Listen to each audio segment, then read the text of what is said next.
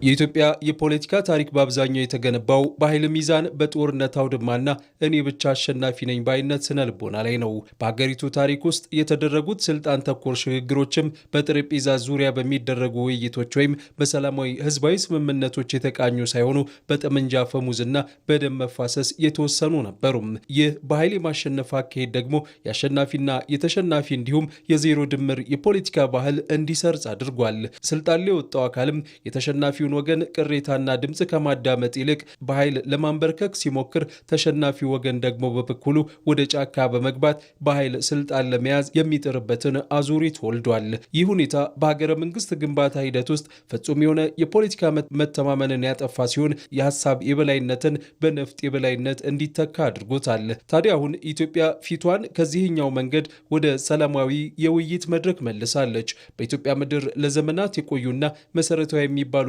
ቅራኔዎችን እንዲሁም አለመግባባቶችን በዘላቂነት ለመፍታት ሁሉን አቀፍ ሀገራዊ ምክክርም እየተካሄደ ይገኛል። ሂደቱም መተማመን የሰፈነበት የፖለቲካ ስርዓት እንዲገነባ ሀገረ መንግስቱም ቅቡልና የጸና እንዲሆን መሰረት የሚጥል ነው።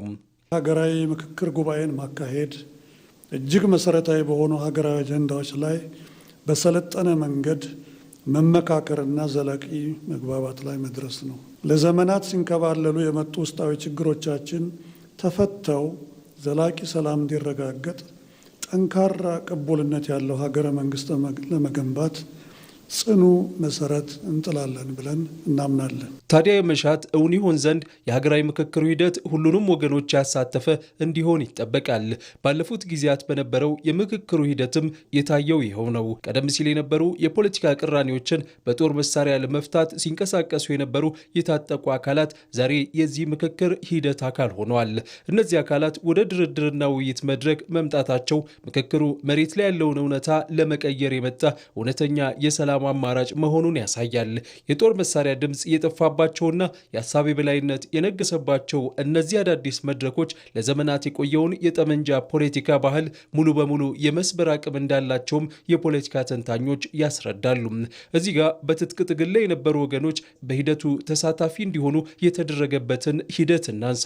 በዱር በገደሉ ትጥቅ አንግበው ሲንቀሳቀሱ የነበሩ በኋላ ላይም ከአማራ ክልል መንግስት ጋር ዘላቂ የሰላም ስምምነት የተፈራረሙ የአፋሕድ አመራሮች የአማራ ህዝብ ጥያቄዎች እኚህ ናቸው ሲሉ አጀንዳዎቻቸውን ለምክክር ኮሚሽኑ ያስረከቡበት አጋጣሚ ሂደቱ አሳታፊ ስለመሆኑ አንዱ ማሳያ ተደርጎ ይነሳል። ሀገራዊ የሆኑ ጥያቄዎች ስላሉ እና ሀገራዊ የሆኑ አጀንዳዎች ስላሉ በመሳሪያ ከሚሆን በንግግር በውይይት መፈታት አለባቸው ብለን ያመንባቸውን ነገሮች ወደ ምክክር ኮሚሽኑ ይዘን መጠናል ማለት ነው። በዚህ ምክክር የሀገሪቱ ችግር ይፈታ ብለን እናምናለን።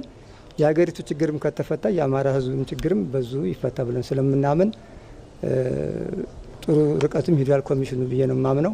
ይህ አካሄድ ኢትዮጵያውያን ከነፍጥ ይልቅ ግልጽ ውይይትን በማስቀደም ልዩነቶቻቸውን በሰላማዊ መንገድ ለመፍታት ምርጫቸው እያደረጉ መምጣታቸውን፣ ሀገራዊ ምክክሩም ሁሉንም ወገኖች አሳታፊ የሆነ ስለመምጣቱ የሚያሳይ ትልቅ ማረጋገጫ ነው። በሌላ በኩል የኢትዮጵያ ሀገራዊ ምክክር ኮሚሽን በትግራይ ክልል የምክክር አጀንዳ ለማሰባሰብና በሀገራዊ የምክክር ጉባኤው ላይ የሚሳተፉ ተወካዮችን ለመለየት ከፍተኛ ፈተና ገጥሞት እንደነበር ይታወሳል።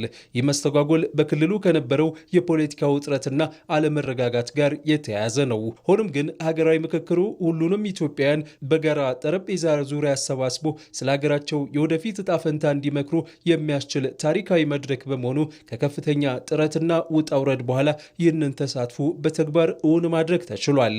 በጣም የምንናፍቀው ጊዜ ነበረ። የጊዜ በጣም ደስ ብሎናል። ይሄ የኔ የልቤ መሻት ነበረ። በእውነት ጥሩ አጋጣሚ ነው። የትግራይ ችግሮች እንዲፈቱ ትግራይ ደግሞ የኢትዮጵያ አካል እንደመሆኗ ኢትዮጵያዊ ትግራይ እንደመሆኗ መጠን ሁሉ ጊዜ በችግርና በመከራ ሳይሆን በሰላም በውይይት እንዲፈታ ምክክር ኮሚሽን ማድረጉ በጣም ደስ ይላል። የውይይቱ መንፈስ ትልቁ ነገር እርቅ፣ ሰላም፣ በጥይትና በተለያየ ሀሳብ የሚያስቡ አካላትን ወደ ሰላምና ወደ ፍቅር ወደ ህብረት መጥተው አስተሳሰባቸው በውይይት ችግሮቻቸውን አጠቃላይ እንዲፈቱ ነው። እነዚህን ሁሉ ሂደቶች ያለፈው የሀገራዊ ምክክሩ ዋናው ጉባኤ ሊካሄድ የቀናት ዕድሜ ብቻ ቀርቶታል። ሀገራዊ ምክክሩም ኢትዮጵያን ለዘመናት ወደ ኋላ ካስቀሯት የታሪክና የፖለቲካ አለመግባባቶች እንዲሁም ቅራኔዎች አውጥቶ ልዩነቶች ውበትና ጥንካሬ የሚሆኑባት የታሪክ ጠባሳዎች በይቅርታ የሚታከሙባት እንዲሁም የወደፊት ዕጣ ፈንታ በጋራ የሚወሰንባትን አዲስ ሀገር ለመገንባት መሰረት ይጥላል።